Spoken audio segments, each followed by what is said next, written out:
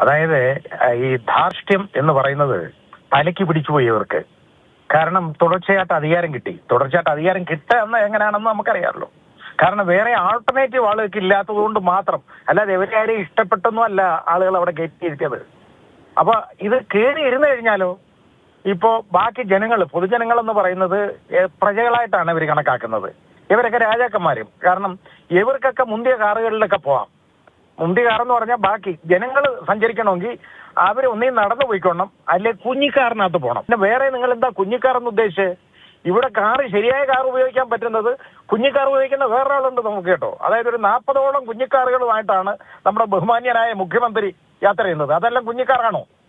അതാണോ കുഞ്ഞിക്കാറ്? അതാണെങ്കിൽ ശരി, കുഴപ്പമില്ല.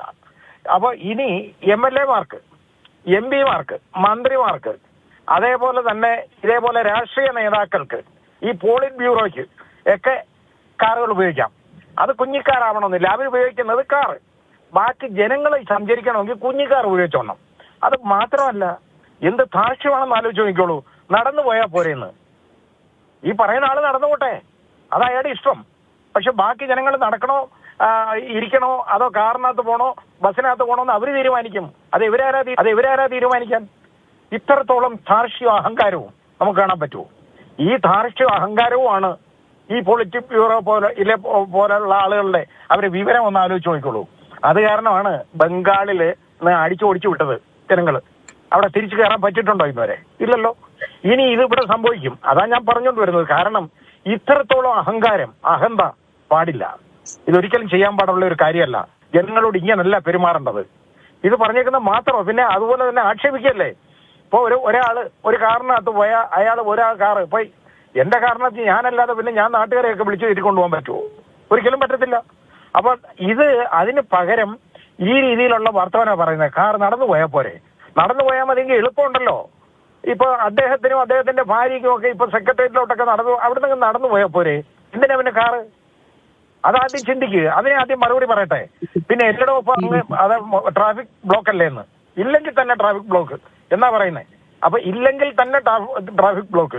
അപ്പൊ അതിന്റെ കൂടെ ആ ബ്ലോക്ക് സഹിക്കാൻ വയ്യാതെ ഞങ്ങളെല്ലാം കഷ്ടപ്പെടുകയാണ്. അന്നേരമാണ് അതിന്റെ കൂടെ റോഡിനകത്ത് കൊണ്ടുവന്ന് സ്റ്റേജ് കെട്ടിയേക്കുന്നത്. കേരള ഹൈക്കോടതിയുടെ നേരത്തെ ഉള്ള 2011 തന്നെ വിധിയുണ്ട്. വഴിയോരങ്ങളിൽ റോഡിന്റെ സൈഡിൽ പോലും മീറ്റിങ്ങുകൾ നടത്തി, ഇതുപോലെ രാഷ്ട്രീയ പാർട്ടികൾ മീറ്റിംഗ് നടത്തി അവിടുത്തെ സഞ്ചാര സ്വാതന്ത്ര്യം തടസ്സപ്പെടുത്തരുന്ന ആളുകളുടെ. എന്നിട്ടാണ് റോഡിന്റെ നടുക്ക് കൊണ്ടുവന്ന് കെട്ടിയേക്കുന്നത്. ഈ സ്റ്റേജ് കെട്ടി ഇതെല്ലാം തടസ്സം ഉണ്ടാക്കിയതിന് ശേഷം പറയുക, നടന്ന് 10 പേരാണെങ്കിൽ ഞങ്ങൾ നടന്നു പോയാൽ പോരെ, 10 പേര് 10 കാറിനാണെങ്കിൽ എത്ര സ്ഥലം എടുക്കും?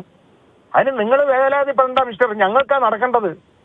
ഇവർക്കെന്തിനാ സങ്കടം വരുന്നതിന്, കാറിന് സ്ഥലം എടുക്കുന്നതിന്? അതിനാ റോഡുള്ളത്, അതിനാ ഞങ്ങൾ നികുതി കൊടുക്കുന്നത്. ജനങ്ങളുടെ നികുതിപ്പണമാണ് ഈ റോഡ്.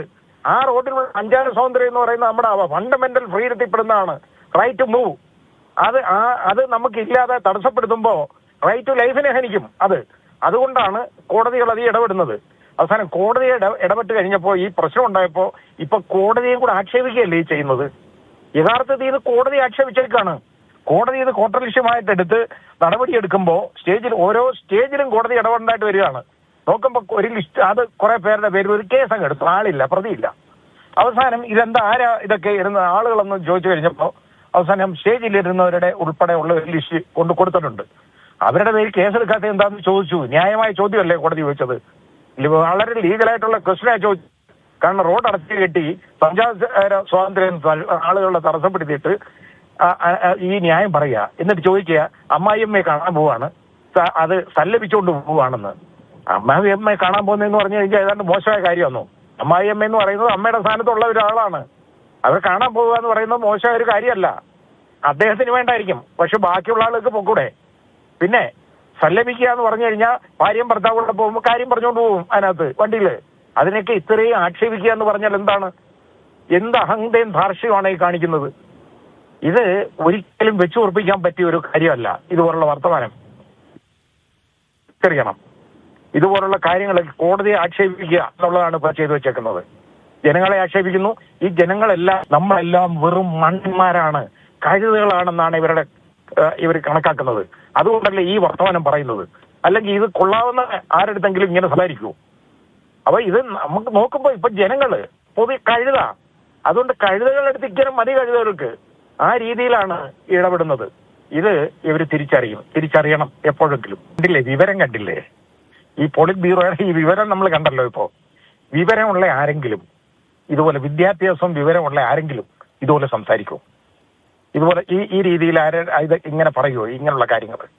അതല്ലല്ലോ. അത് നമുക്ക്, ഞാൻ പറഞ്ഞില്ലേ, ഇതൊക്കെ ഓരോ സ്ഥാനങ്ങൾ കൽപ്പിച്ചു കൂട്ടി കൊടുക്കുകയാണ്. ആ കൊടുക്കുമ്പോൾ ആ സ്ഥാനത്തിന്റെ മഹിമ അത് മനസ്സിലാക്കാതെ അവിടെ പോയിരിക്കുന്ന ആളുകളെ ആണല്ലോ പലപ്പോഴും തിരഞ്ഞെടുക്കുന്നത്. ഇവിടെ നമ്മൾ കണ്ടേക്കുന്ന ആളല്ലേ, നമുക്ക് വിദ്യാഭ്യാസ മന്ത്രി പോലെ എല്ലാ മന്ത്രിമാരെയും നമ്മൾ കാണുന്നല്ലേ ഇവിടെ? എന്തൊക്കെയാ ഇവിടെ നടക്കുന്നത് നമ്മൾ കണ്ടുകൊണ്ടിരിക്കുന്ന കാര്യമല്ലേ? അപ്പൊ നമുക്ക് പറഞ്ഞുകൊണ്ട് കാര്യമില്ല. ഈ സ്റ്റാൻഡേർഡ് എന്ന് പറയുന്നുണ്ടല്ലോ, അത് കിട്ടത്തില്ല. ഈ വിദ്യാഭ്യാസം കൊണ്ട് മാത്രം വിവരം ഉണ്ടാകത്തില്ല. എപ്പോഴും വിവരം വേണം. അതില്ലായ്മയാണ് നമ്മൾ കാണുന്നത്. ഒരു പോളിറ്റ് ബ്യൂറോ അംഗത്തിന്റെ സ്റ്റാൻഡേർഡ് നമ്മൾ കണ്ടില്ലേ ഇപ്പോ? എന്ത് ദയനീയമാണ്. ഇതുപോലാണ് അദ്ദേഹം രാജ്യസഭ MP ആയിരുന്നു. കൊള്ളാം, ഇങ്ങനെയുള്ളവരെ തന്നെ വിടണം. വേറെ ഒരു വാചകം പോലും സംസാരിക്കാൻ അറിയാൻ വയ്യാത്ത ആളുകളെ അല്ലേ പലപ്പോഴും രാജ്യസഭയിലേക്ക് തെരഞ്ഞെടുത്ത് വിടുന്നത്. നമ്മൾ കണ്ടോണ്ടിരിക്കല്ലേ ഇതൊക്കെ നമ്മുടെ മുമ്പില്. ഇതിനി ഈ പറയാൻ പോകുന്നതിന് എല്ലാവരും ചീത്ത പറയാൻ കുറെ ആളുകൾ കാണും. നമ്മൾ ഗവനിക്കേണ്ട കാര്യമില്ല. ഇത് ജനങ്ങൾക്ക് വേണ്ടി നമ്മൾ സംസാരിക്കുകയാണ്. ഇത് ജനങ്ങളുടെ അവകാശമാണ്, പൊതുജനങ്ങളുടെ അവകാശമാണ് ഈ റോഡ് ഉപയോഗിക്കുക എന്നുള്ളത്, സഞ്ചാര സ്വാതന്ത്ര്യം. ആ റോഡ് തടസ്സപ്പെടുത്തി കെട്ടി ഒരു രാഷ്ട്രീയ പാർട്ടിക്കും അവിടെ പന്തൽ കെട്ടാനോ നടുറോഡിൽ പന്തൽ കെട്ടാനോ അവിടെ ഒന്നും പാടില്ല. പിന്നെ ജാഥ നടത്തുന്ന കാര്യം, ജാഥയും റോഡ് തടസ്സപ്പെടുത്തി ജാഥ നടത്തുക എന്ന് പറയുന്നത് തെറ്റാണ്. അത് ശരിയെന്ന് ഞാൻ പറയുന്നില്ല ഒരിക്കലും. എവിടെ ആയാലും ശരി, അത് സഞ്ചാര സ്വാതന്ത്ര്യം, പൊതുവെ റോഡെന്ന് പറയുന്ന കയ്യേറി ഈ നടത്തുന്ന ഈ പണികളെന്ന് പറയുന്നത് വളരെയധികം ജനങ്ങൾക്ക് അത്രത്തോളം ഉപദ്രവകരമായ ഒരു കാര്യമാണ്. അത് കോർട്ടലിഷൻ തന്നെയാണ്. ഇതിനൊക്കെ ശരിയായ നടപടി വേണം. നമ്മുടെ പോലീസ് അവർക്ക് ഞാൻ പറഞ്ഞില്ലേ, അവര് നോക്കുമ്പോൾ മാർക്സിസ്റ്റ് പാർട്ടിയുടെ ഏരിയ സമ്മേളനമല്ലേ, എന്ത് അത്യാവശ്യമുള്ള കാര്യമാണെന്നറിയോ? ഇല്ലെങ്കിൽ നമ്മൾ ആരും ജീവിച്ചിരിക്കത്തില്ലല്ലോ ഇത് നടത്തിയില്ലെങ്കിൽ. വളരെ ബുദ്ധിമുട്ടുണ്ടാക്കത്തില്ലേ നമുക്ക്? അതാണ് കാര്യം. അതുകൊണ്ട് നമുക്ക് ഇതിപ്പോ പറഞ്ഞുകൊണ്ട് ഒരു കാര്യമില്ല, നിവൃത്തിയില്ല. ഇവര് നന്നാവും എന്ന് നമുക്ക് പ്രതീക്ഷിക്കാൻ പറ്റത്തില്ല. ഇവരെല്ലാരും കൂടി കാർ പോകേണ്ട കാര്യമില്ല, നടന്നു പോയപ്പോഴും. പണ്ടൊക്കെ നമ്മൾ നടന്നു പോയില്ലേ? ഇത്ര കാറ് വേണമെന്ന് നിങ്ങൾ ആരെയും ചോദിക്കില്ല, ആരും ചോദിക്കില്ലല്ലോ. എന്നാ ഇത്ര വലിയ കാറ് വേണോ? അത് വേണം. എന്നൊരു കുഞ്ഞിക്കാറ് പോയപ്പോ പിന്നെ ഏറ്റവും വലിയ കാറ് പോകുമ്പോ അത്രയും സ്ഥലം പോവല്ലേ? 25 കാറ് ഇങ്ങനെ കിടക്കുമ്പോ നിങ്ങൾ ആലോചിക്കേണ്ട എന്താ? 25 കാറ് കിടക്കുന്നു എന്നല്ല, 25 ആളെ ഉള്ളൂ എന്നാ. മെല്ലെ ഇങ്ങനെ ഉരുട്ടി പോണ്ടാവും. അമ്മായിമ്മേനെ കാണുമ്പോ ഞായറാഴ്ച തിരക്ക് കൂടുതലാണ്.